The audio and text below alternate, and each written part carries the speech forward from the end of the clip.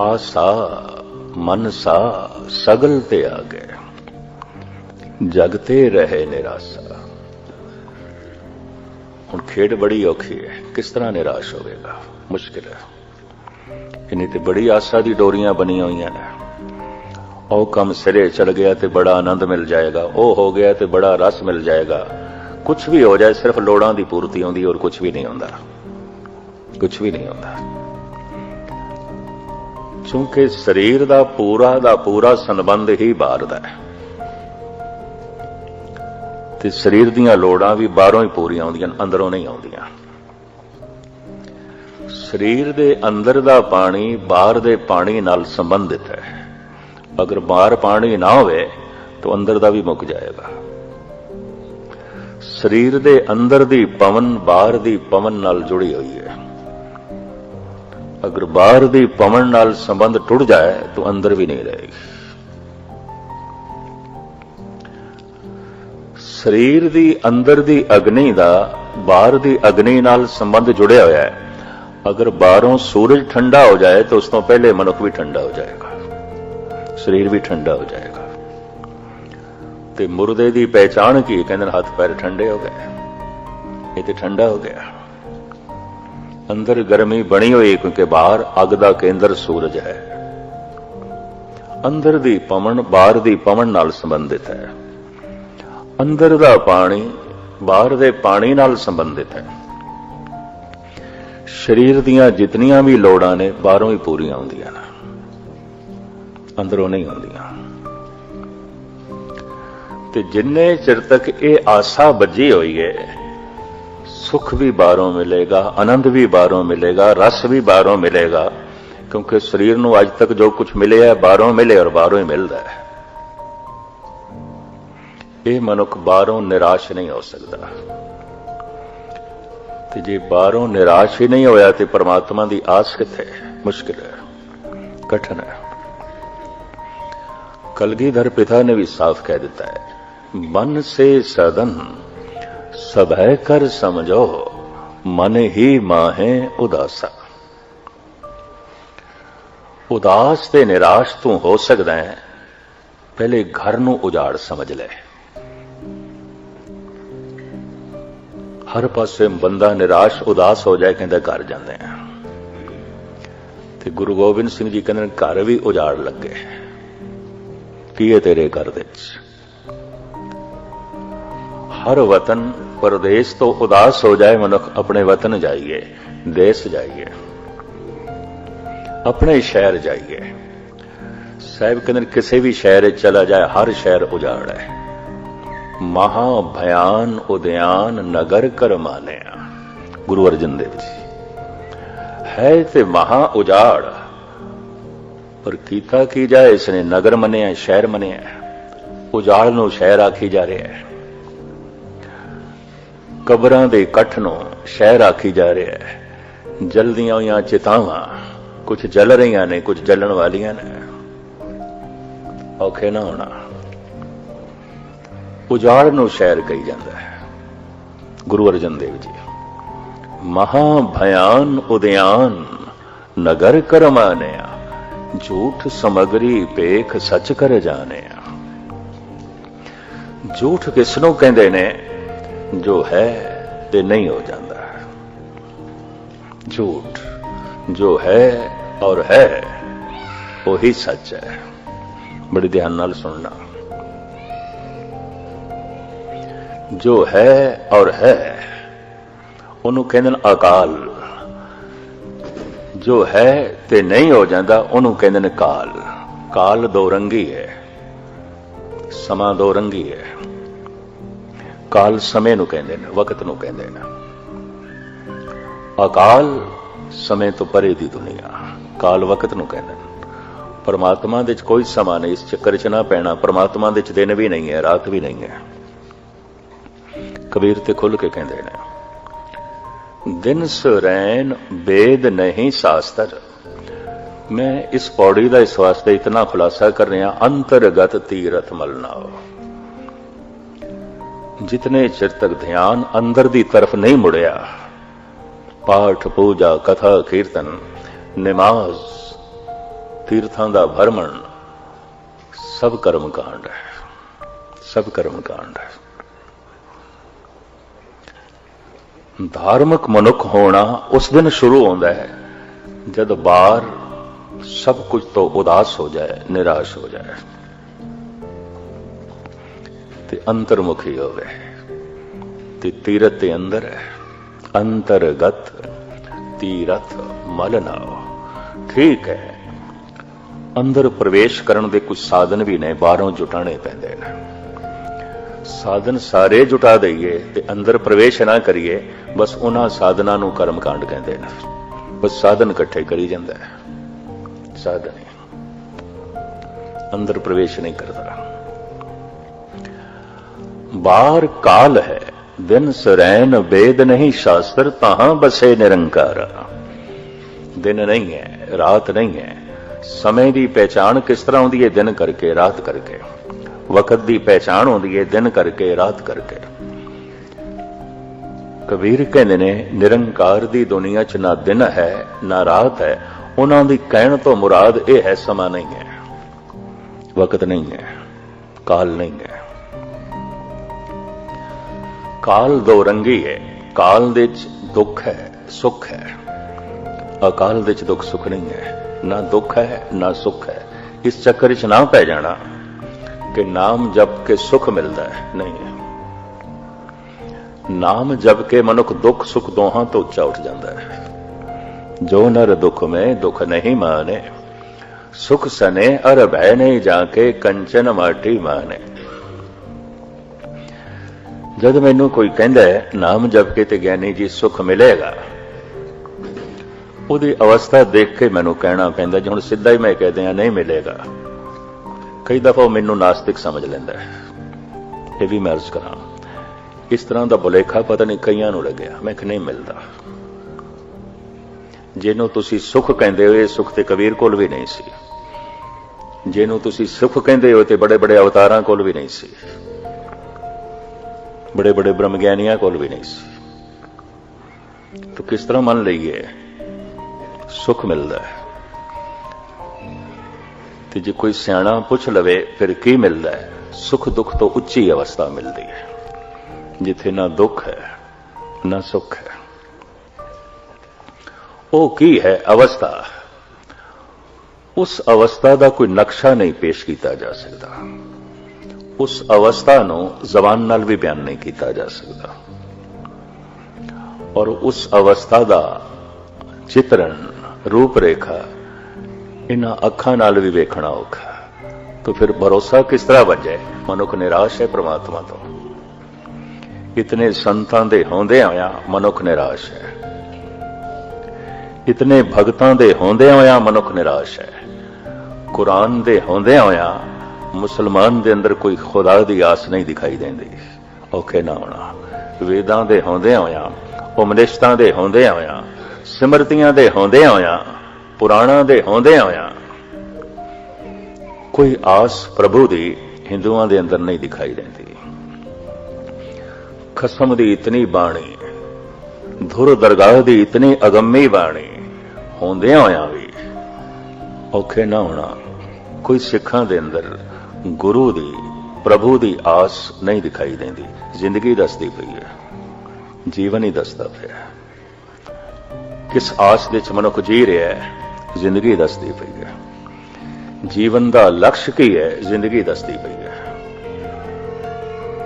और इस तो पता चलता है कोई आस प्रभु दी नहीं पैदा हुई, परमात्मा तो ते निराश है।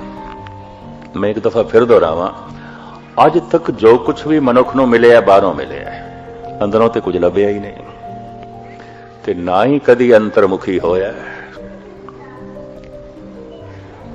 ते बाहर पूजा पाठ कर करके भरम के तीर्थां दा रटन कर करके जद कुछ नहीं लभ्या, तो फिर की है? आशा ते संसार दी बनी, निराशा परमात्मा दी पैदा हो गई। भई निराशी बहुत दिन लागे। 2-4 नास्तिकां दे मैं बोल किताबां पढ़ियां ने, केशव चंद्र बंगाल दे सन, सालू के प्रोफेसर सालू के केरला। ये अपने पहले जीवन दे बड़े आस्तिक सन। ਵਰਤ ਰੱਖਣੇ, ਤੀਰਥਾਂ ਦਾ ਰਟਨ ਕਰਨਾ, ਹਰ ਕਰਮ ਕਾਂਡ ਨੂੰ ਕਰਨਾ, ਕਰ ਕਰਕੇ ਥਕੇ ਤੇ ਨਿਰਾਸ਼ ਹੋ ਗਏ। और कैशव चंद्र जैसा महान दार्शनिक चिंतक ऐलानिया कहने लगा, वक्त जाया ना करो, ना लड़ो, अपने हंकार नाल हंकार दे जीवना पेगा, ना लड़ो काम नाल, इस दे जीवना पेगा, ना लड़ो लोभ दे नाल, लोभ दे ही जीवना पेगा। कोई संघर्ष करने की लोड़ नहीं क्रोध नाल ते मोह नाल, इस दे ही जीवना पेगा। लड़ लड़ के जे हारना ही है, कैशव चंद्र कहता है, तो फिर लड़न की की लोड़ है? वक्त क्यों बर्बाद करिए, समा क्यों जाया करिए? एक तो क्रोध दे अखों हथों औखे होइए, तो फिर क्रोध नाल लड़के भी औखे होइए क्योंकि हारांगे।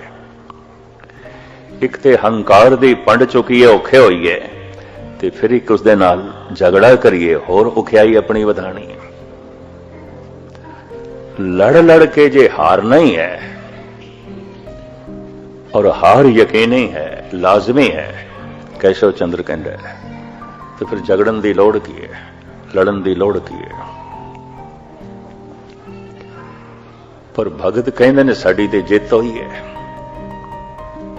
कुछ संत कहते ने असीं ते जिते है, असीं ते इन्हां नूं जिते है। दावा करते ने कबीर, दावा करते ने नामदेव, भगत ऐसा कहते हैं। है एक ऐसी दुनिया, कई दफा ऐसे लोगों का सरूर मस्ती कुछ दसदी ते है, पर जिन्हां दे हथ च बाहर दी बहुत वड्डी ताकत है। जद इस तरह के मस्त लोग शहीद किए गए, सूली ते चाड़े गए, तत्ती तवी ते बिठाए गए, पता नहीं कितनियां दी श्रद्धा डगमगा गई, कितने मनुख परमात्मा तो निराश हो गए। हजारां दी भीड़ देख रही सी ईसा नूं जद सूली ते चढ़ा रहे सन। कोई करामात होवेगी, कोई कला वरतेगी, जरूर वरतेगी, लेकिन कला ते कुछ ना वरती। वो ये सोचते सन सूली ते चढ़ के भी ईसा जिंदा रहेगा। प्रकृति दे नियम नूं बदलण वास्ते संत नहीं आउंदे, प्रकृति दे नियम नूं मनण वास्ते ते मनाण वास्ते आउंदे। टुट गई श्रद्धा, बथेरियां दी टुट गई। तत्ती तवी ते बैठे ने। धन गुरु अर्जन देव जी महाराज शहीद हो गए। जितने मसंद सन जो गुरु अमरदास जी महाराज ने प्रचार लई नियुक्त किए सन, पृथ्वी चंद नाल जुड़ गए, छड़ दिता गुरु घर नूं। यह भी मैं अर्ज करा, मसंद जो गुरु अमरदास जी महाराज ने बनाए सन, इन्हां विच 3 बीबियां सन, 19 पुरुष सन। दूर दराडे ये धर्म का गुरमत का प्रचार करते सन और इन्हां नूं मंजी बख्शी हुई सी। मसनद मंजी नूं कहंदे ने, जिस ते दास बैठा इहनूं परशियन दे मसनद कहंदे ने, ते जिस ते सतगुणां दा प्रकाश है इसनूं औरंग कहंदे ने। औरंग वड्डा तख्त जिस ते बादशाह बैठदा है, मसनद छोटा तख्त जिस ते एहलकार बैठदे ने। अपने सामने मसनद बख्श दी गुरु अमरदास जी ने प्रचारकां नूं, अपने सामने आम संगत विच मसंदा नूं उच्चा बिठाया। उस दिन तो यह प्रथा चल पई, कथा कीर्तन उच्ची जगह ते होवे, मसनद ते होवे। ये सिलसिला स्वयं गुरु अमरदास जी ने चलाया। शहीद होए जद गुरु अर्जन देव जी, ये मसंद पृथ्वी चंद नाल जुड़ गए। कला ते कोई वरती नहीं, करामात ते कुछ वरती ना। मनुख बाहर दीयां घटनावां तो प्रभावित है। दूर क्यों जाओ, मैनूं एक घटना याद आ रही है। जद बहादुर शाह औरंगजेब दे लड़के ने हजूर साहब दे ਧੰਨ ਗੁਰੂ ਗੋਬਿੰਦ ਸਿੰਘ ਜੀ ਮਹਾਰਾਜ ਨੂੰ ਸਜਦਾ ਕੀਤਾ ਤੇ ਕੀਮਤੀ ਨਗੀਨਾ ਭੇਟ ਕੀਤਾ। ਉਸੇ ਯਾਦ ਵਿੱਚ ਗੁਰਦੁਆਰਾ ਨਗੀਨਾ ਘਾਟ ਹੈ। ਆਪਣੇ ਖਜ਼ਾਨੇ ਦਾ ਸਭ ਤੋਂ ਵੱਡਾ ਤੇ ਕੀਮਤੀ ਜੋ ਨਗੀਨਾ ਸੀ ਉਹ ਪਾਤਸ਼ਾਹ ਦੇ ਕਦਮਾਂ ਵਿੱਚ ਰੱਖਿਆ। ਖੈਮਾ ਬਹੁਤ ਵੱਡਾ ਲੱਗਿਆ ਹੋਇਆ ਸੀ। ਬਹਾਦਰ ਸ਼ਾਹ ਦਾ ਸ਼ਹਿਨਸ਼ਾਹ ਸੀ ਆਖਿਰ, ਨਾਲ ਬੜੇ ਐਲਕਾਰ। ਸਤਿਗੁਰਾਂ ਨੂੰ ਆਪਣੇ ਖੈਮੇ ਵਿੱਚ ਲੈ ਗਿਆ ਸਨਮਾਨ ਦੇ ਨਾਲ, ਤੇ ਖੈਮੇ ਵਿੱਚ ਜੋ ਬਹਾਦਰ ਸ਼ਾਹ ਦਾ ਸਿੰਘਾਸਣ ਸੀ, ਤਖਤ ਸੀ, ਉਸੇ ਤੇ ਗੁਰੂ ਗੋਬਿੰਦ ਸਿੰਘ ਜੀ ਮਹਾਰਾਜ ਨੂੰ ਬਿਠਾ ਦਿੱਤਾ। ਆਖਿਆ ਇਸ ਤੇ ਆਪ ਬੈਠੋ, ਤੇ ਆਪ ਮਸਨਦ ਤੇ ਬੈਠ ਗਿਆ, ਛੋਟੇ ਤਖਤ ਤੇ ਜੋ ਐਲਕਾਰਾਂ ਲਈ ਸਨ। ਮਸਨਦ ਤੇ ਬੈਠ ਗਿਆ ਬਹਾਦਰ ਸ਼ਾਹ, ਤੇ ਔਰੰਗ ਤੇ ਬੈਠ ਗਏ ਗੁਰੂ ਗੋਬਿੰਦ ਸਿੰਘ। ਵੱਡਾ ਤਖਤ ਔਰੰਗ, ਜੈਸੇ ਸ਼ਾਹਜਹਾਂ ਦੇ ਲੜਕੇ ਦਾ ਨਾਂ ਤੇ ਮਯੂਨਦੀਨ ਸੀ, ਉਸਨੇ ਆਪਣਾ ਤਖੱਲੁਸ ਰੱਖਿਆ ਸੀ ਔਰੰਗਜ਼ੇਬ। ਤਖਤ ਦੀ ਸ਼ੋਭਾ, ਔਰੰਗਜ਼ੇਬ ਦੇ ਅਖਰੀ ਅਰਥ ਨੇ, ਜ਼ੇਬ ਕਹਿੰਦੇ ਨੇ ਸ਼ਿੰਗਾਰ ਨੂੰ, ਜ਼ੇਬ ਕਹਿੰਦੇ ਨੇ ਸ਼ੋਭਾ ਨੂੰ, ਤੇ ਔਰੰਗ ਕਹਿੰਦੇ ਨੇ ਤਖਤ ਨੂੰ। ਔਰੰਗਜ਼ੇਬ, ਤਖਤ ਦੀ ਸ਼ੋਭਾ, ਤਖਤ ਦੀ ਮਾਣ ਮਰਿਆਦਾ, ਤਖਤ ਦੀ ਇੱਜ਼ਤ, ਤਖਤ ਦਾ ਸ਼ਿੰਗਾਰ। ਜ਼ਫਰਨਾਮੇ ਦੀ ਬਾਣੀ ਰਾਹੀਂ ਧੰਨ ਗੁਰੂ ਗੋਬਿੰਦ ਸਿੰਘ ਜੀ ਮਹਾਰਾਜ ਕਹਿੰਦੇ ਨਜ਼ੇਬਦ ਤੁਰਾ ਨਾਮ ਔਰੰਗਜ਼ੇਬ, ਕਿ ਔਰੰਗਜ਼ੇਬ ਨਬਾਇਦ ਫਰੇਬ, ਤੂੰ ਔਰੰਗਜ਼ੇਬ ਨਹੀਂ ਹੈ। ਤੇਰੇ ਜੈਸਾ ਬੰਦਾ ਜਦ ਤਖਤ ਤੇ ਬੈਠਦਾ ਹੈ, ਤਖਤ ਬਦਨਾਮ ਹੋ ਜਾਂਦਾ ਹੈ, ਰਾਜਨੀਤੀ ਬਦਨਾਮ ਹੋ ਜਾਂਦੀ ਹੈ, ਬਾਦਸ਼ਾਹਤ ਬਦਨਾਮ ਹੋ ਜਾਂਦੀ ਹੈ। ਇਹ ਗੁਰੂ ਗੋਬਿੰਦ ਸਿੰਘ ਜੀ ਦੀ ਜੁਰਤ। ਔਰੰਗਜ਼ੇਬ ਨੂੰ ਕਿਹਾ ਤੂੰ ਔਰੰਗਜ਼ੇਬ ਨਹੀਂ ਹੈ, ਤੂੰ ਤਖਤ ਦੀ ਸ਼ੋਭਾ ਨਹੀਂ ਹੈ, ਇਹ ਤਖੱਲੁਸ ਤੋਂ ਗਲਤ ਰੱਖਿਆ, ਆਪਣਾ ਨਾਮ ਤੋਂ ਗਲਤ ਰੱਖਿਆ, ਇਹ ਤਖੱਲੁਸ ਤੈਨੂੰ ਸ਼ੋਭਾ ਨਹੀਂ ਦਿੰਦਾ। ਔਰੰਗਜ਼ੇਬ ਦੇ ਹੁੰਦਿਆਂ ਇਹ ਜ਼ਫਰਨਾਮਾ ਸਤਿਗੁਰ ਨੇ ਔਰੰਗਜ਼ੇਬ ਨੂੰ ਲਿਖਿਆ ਹੈ। ਤੇਰੇ ਜੈਸਾ ਬੰਦਾ ਜਦ ਤਖਤ ਤੇ ਬੈਠਦਾ ਹੈ, ਤਖਤ ਬਦਨਾਮ ਹੋ ਜਾਂਦਾ ਹੈ, ਤਖਤ ਦੀ ਨਿੰਦਾ ਹੁੰਦੀ ਹੈ, ਰਾਜਨੀਤੀ ਭ੍ਰਸ਼ਟ ਹੋ ਜਾਂਦੀ ਹੈ। ਗੁਰੂ ਗੋਬਿੰਦ ਸਿੰਘ ਜੀ ਬਹਾਦਰ ਸ਼ਾਹ ਜੋ ਔਰੰਗਜ਼ੇਬ ਦਾ ਲੜਕਾ ਸੀ, ਵੱਡਾ ਹੋ ਕੇ ਇਸਨੇ ਧੰਨ ਗੁਰੂ ਗੋਬਿੰਦ ਸਿੰਘ ਜੀ ਮਹਾਰਾਜ ਨਾਲ ਸੁਲ੍ਹਾ ਕੀਤੀ, ਕਦਮ ਬੋਸੀ ਕੀਤੀ। ਅੱਜ ਆਪਣੇ ਖੈਮੇ 'ਚ ਲੈ ਗਿਆ, ਤਖਤ ਤੇ ਬਿਠਾਇਆ, ਆਪ ਮਸਨਦ ਤੇ ਬੈਠ ਗਿਆ। ਇੱਕ ਸੈਯਦ ਜੋ ਬਹਾਦਰ ਸ਼ਾਹ ਨੂੰ ਕੁਰਾਨ ਸ਼ਰੀਫ ਪੜ੍ਹਾਉਂਦਾ ਸੀ, ਹਦੀਸਾਂ ਪੜ੍ਹਾਉਂਦਾ ਸੀ, ਇਸਲਾਮੀ ਤਾਲੀਮ ਦਿੰਦਾ ਸੀ, ਔਰ ਜੋ ਸ਼ਰਅ ਦੇ ਮੁਤਾਬਕ ਕਾਨੂੰਨੀ ਫੈਸਲੇ ਕਰਦਾ ਸੀ, ਸੈਯਦ, ਉਸ ਨੂੰ ਬੜੀ ਚਿੜ ਹੋਈ ਤੇ ਬੜਾ ਔਖਾ ਹੋਇਆ ਹੈ। ਗੁਰੂ ਗੋਬਿੰਦ ਸਿੰਘ ਨੂੰ ਤਖਤ ਤੇ ਬਿਠਾ ਦਿੱਤਾ ਹੈ, ਆਪਣੇ ਤਖਤ ਤੇ, ਮੈਨੂੰ ਨਹੀਂ ਕਦੀ ਬਿਠਾਇਆ।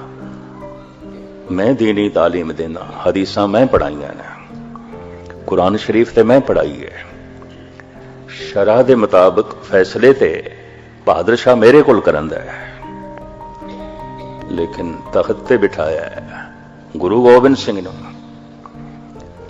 ਸਿੱਧੀ ਪ੍ਰਸ਼ਨਾਵਲੀ ਬਹਾਦਰ ਸ਼ਾਹ ਨਾਲ ਤੇ ਕਰ ਨਹੀਂ ਸਕਿਆ, ਗੁਰੂ ਗੋਬਿੰਦ ਸਿੰਘ ਤੇ ਪ੍ਰਸ਼ਨ ਕਰ ਦਿੱਤਾ ਸੈਯਦ ਨੇ, ਚਿੜ ਕੇ ਔਖੇ ਹੋ ਕੇ।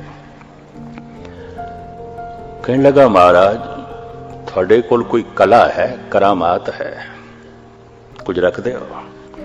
ਜਗਤ ਤੁਹਾਨੂੰ 10ਵਾਂ ਗੁਰੂ ਨਾਨਕ ਕਹਿੰਦਾ ਹੈ, ਲੋਕੀ ਤੁਹਾਨੂੰ ਅਵਤਾਰੀ ਪੁਰਸ਼ ਕਹਿੰਦੇ ਨੇ, ਪੈਗੰਬਰ ਕਹਿੰਦੇ ਨੇ, ਕੁਝ ਹੈ? ਕੋਈ ਕਲਾ, ਕੋਈ ਕਰਾਮਾਤ, ਕੋਈ ਖੇਡ ਹੈ ਤੁਹਾਡੇ ਕੋਲ? ਸਤਿਗੁਰ ਕਹਿਣ ਲੱਗੇ, ਸੈਯਦ ਤੂੰ ਕਰਾਮਾਤ ਵੇਖਣੀ ਹੈ? ਹਾਂ। ਮੈਂ ਫਿਰ ਅਰਜ਼ ਕਰਾਂ, ਮਨੁੱਖ ਨੂੰ ਅੱਜ ਤੱਕ ਜੋ ਕੁਝ ਮਿਲਿਆ ਬਾਹਰੋਂ ਮਿਲਿਆ, ਇਹ ਰੱਬ ਦੀ ਖੇਡ ਵੀ ਬਾਹਰੋਂ ਵੇਖਣਾ ਚਾਹੁੰਦਾ ਹੈ। ਇਹ ਖੇਡ ਜਦ ਈਸਾ ਤੇ ਨਹੀਂ ਘਟੀ, ਨਿਰਾਸ਼ ਹੋ ਗਏ ਸਨ। ਇਹ ਖੇਡ ਜਦ ਗੁਰੂ ਅਰਜਨ ਦੇਵ ਜੀ ਮਹਾਰਾਜ ਦੇ ਵਕਤ ਨਾ ਘਟੀ, ਸਾਰੀ ਮਸੰਦ ਨਿਰਾਸ਼ ਹੋ ਕੇ ਪ੍ਰਿਥੀ ਚੰਦ ਨਾਲ ਜੁੜ ਗਏ। ਲੋਕੀ ਇਹ ਸਮਝਦੇ ਨੇ ਧਰਮ ਕੋਈ ਬਾਹਰ ਦੀ ਖੇਡ ਹੈ। ਸੈਯਦ ਕਹਿੰਦਾ ਹੈ, ਕੋਈ ਹੈ ਕਰਾਮਾਤ, ਕੋਈ ਖੇਡ ਹੈ, ਕੋਈ ਕਲਾ ਹੈ, ਦਿਖਾ ਸਕਦੇ ਹੋ? सतगुरु कहते ने सैयद तू कला ही वेखनी है ना। हाँ, कला वेखनी है, करामात वेखनी है। तो कवि संतोख सिंह जी ने सारी वार्ता लिखी है। साहिब उत्थे कहते ने कवि संतोख सिंह जी की लेखनी, मारे बख्शे देर बिहीना, तिस मुख में लख अजमत पीना। रोज रहना है बहादुर शाह दे कोल, तू देखदा नहीं करामात इहदी जबान ते वसदी है कि जिन्हों चाहे बख्श देवे, जिन्हों चाहे जेल दे च पा देंदा है, फैसले सारे ये करदा है। इहदी जबान चो एक हुक्म निकलदा ते हजारां बंदे हाथ जोड़ के मनण नूं तैयार ने। ये करामात नहीं ते होर की है। दो हत्थां दे च लखां बावां दी ताकत, हजारां बंदे सलाम करन, हजारां सजदे करन, ये तेनों करामात नहीं दिखाई देंदी? ये करामात है। मारे बख्शे देर बेहीना, तिस मुख में लख अजमत पीना। पर हुण ये सैयद कहंदा है ये करामात ते फिर बहादुर शाह दी हो गई ना। तुहाडे कोल की है? तुसी की रखदे हो? तुसी जो वली अल्लाह हो, तुसी जो 10वें गुरु नानक हो, तुसी जो पैगंबर हो, तुहाडे कोल की है? तुसी की रखदे हो? सतगुरां ने जेब चों एक दिनार कढ़िया। औरंगजेब ने रुपए का नाम बदल दिता सी, दिनार रख दिता सी। अरब देशों जो सिक्का चलता है, बहुते देशों उहदा नाम दिनार है। इराक दे च, कुवैत दे च और आले दुआले अरब देशों दे च जो सिक्का चलता है दिनार कहते हैं। इसने भी रुपए का नाम बदल के दिनार रखे। सतगुरु जेब चो दिनार कढ़दे ने, रुपया कढ़दे ने ते सैयद नूं मुखातब होके कहंदे ने, पिख दिनार जो हाथ हमारे, यो अजमत लियो दुती बिचारे। सैयद बाहर दी सारी भज दौड़, इहदा मूल कारण ए दिनार है। करोड़ां मनुखां नूं भजाई फिरदा है, दौड़ाई फिरदा है, सवेरे तो लेके शाम तक और किधरे किधरे सारी रात। करामात है, करामात है, बहुत वड्डी करामात है। तुम भी जो कुरान शरीफ पढ़ा रहे हैं, हदीसां पढ़ा रहे हैं, दिन रात सिर खपा रहे हैं, करामात इसे दी है। ये बाहर दा सारा पसारा, ये बाहर दी सारी भज दौड़, इहदा मूल केंद्र पैसा है, धन है, ये दिनार है। इहदे च तैनूं करामात नहीं दिखाई देती? अदकी सैयद बहुत औखा हो गया। सुन सैयद बोलियो तज मौन, तुम में करामात है कौन। ये करामात पैसे दी हुई, ठीक है, मन दिया। सारी भज दौड़ धन करके, बाहर दी सारी भज दौड़ दा मरकज धन है। मैं तो बड़े बड़े कीर्तन दरबार देखदा पंजाब दे च। जद मैनू बथेरिया ने कहा, हुण नहीं कहंदे, पहले कहंदे सन, ज्ञानी जी कीर्तन दरबार कराया है, इन्ने लख बच गए ने। मैं कहा कितने भगत बने ने, कितनियां दी सुरत लगी है, कितने सिंह सजे ने, ये आंकड़े नहीं इकट्ठे कीते। ना उन्हां दी खुद कदी सुरत जोड़ी ते ना ही ये सुरत जोड़न वास्ते सारा सिलसिला। बाहर दी सारी भज दौड़, चाहे वह कथा कीर्तन भी होवे, सतगुरां ने खोल के गल कर दी है। व्यापारी बसदा ज्यों फिरदा, इस सारी हलचल का केंद्र धन है। सतगुरु कहंदे करामात हर बंदे नूं भजाई फिरदा है, हर बंदे नूं दौड़ाई फिरदा है, किसी नूं टिकण नहीं देंदा। कि तैनूं इस विच करामात नहीं दिखाई दे रही? लोकी दिन नूं भज रहे ने, रात नूं भज रहे ने, दौड़ रहे ने, हर वक्त दी दौड़। सैयद औखा होया है। सुन सैयद बोलियो तज मौन, तुम में करामात है कौन। थोड़े विच केड़ी करामात है? मैं करामात वेखनी है। ते करामात तो बिना मैं किसी भी वली अल्लाह मनण नूं तैयार नहीं। बहादुर शाह दे सामने गुरु गोबिंद सिंह जी महाराज की हेठी करना चाहता सी ताकि बहादुर शाह की शरदा नूं सट लगे ते बहादुर शाह इनकारी होवे। गल इतनी सी। तुम में करामात है कौन। जद सतगुर ने देखा ये तो हुण खेड़ा ही नहीं छड़दा, चल सो चल, चल सो चल, ते गल नूं मूल रूप दे समझदा ही नहीं। वो जो अंदर दी दुनिया है वो खुद ते मनुख अनुभव करके देख सकता है, दिखा नहीं सकता। जिन्हों भी दिखाया जा सकता है वो ब्रह्मंड है, ब्रह्म नहीं है, पिंड है, आत्मा नहीं है, पदार्थ है, परमात्मा नहीं है, संसार है, निरंकार नहीं है, अगम अगोचर इन्हां इंद्रियां दा विषय नहीं है। जबान उसनों बयान नहीं कर सकती, अख उसनों देख नहीं सकती, दिमाग उसनों पूरा सोच नहीं सकता और उसका कोई प्रत्यक्ष स्वरूप नहीं रखा जा सकता। बई इस तरह का रब होंदा है, ना दिता जा सकता है ना लिता जा सकता है। अगर दिता जा सकता है, लिता जा सकता है तो रब कुछ भी नहीं है, कुछ भी नहीं है, पदार्थ है। ना कोई दे सकता है, क्योंकि अगर कोई दे सकता है तो फिर कोई खो भी सकता है। यह भी मैं अर्ज करते हैं, देन लेन की चीज भी नहीं है। ना दिता जा सकता है ना लिता जा सकता है, सिर्फ उसकी तरफ कुछ इशारे किए जा सकते हैं ताकि मनुख चल पवे, ताकि मनुख खोजे, ताकि मनुख लभण की तलाश करे। लेकिन प्रत्यक्ष सबूत कोई भी नहीं। सतगुरु कहने लगे जिसका कोई प्रत्यक्ष स्वरूप नहीं अंदरों, इस सतगुरु की सोच नहीं। कवि संतोख सिंह जी कहते हैं जिन्हों प्रत्यक्ष रूप तो कुछ रखा भी नहीं जा सकता और जिन्हों जबान भी पूरा बयान नहीं कर सकती। कलगीधर पातशाह साफ कहते हैं, कहा नाम काको कहां कह कहावे, कहा मैं बखानो कहे मौना आवे। हे प्रभु तेरी हस्ती मैं किस तरह बयान करा, मैं जितना बयान करदा उते थोड़ा है, कर ही नहीं सकता।